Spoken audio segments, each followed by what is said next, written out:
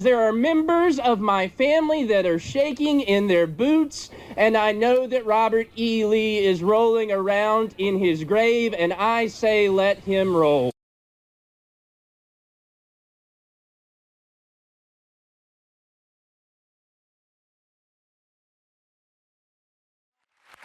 You're the great nephew of Confederate General Robert E. Lee. You're born and raised in the South. Why'd you decide to speak out against these Confederate monuments?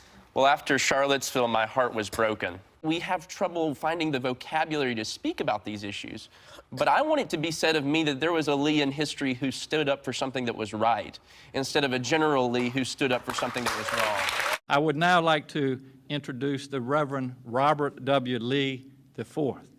We've been talking about his great-great-grandfather. Reverend Lee, welcome. My uncle, Robert E. Lee, so many greats removed, of course, has a storied history in the Commonwealth of Virginia, but today the world is watching. The chair now recognizes Reverend Robert Wright Lee, descendant of the Confederate General Robert E. Lee. I am not the first Robert Lee to testify before the United States Congress. One did in 1866 during Reconstruction.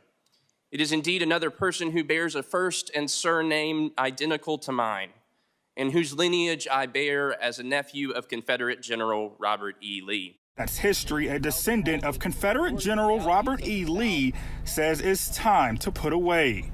After time passed, we realized that we had to reckon with that legacy.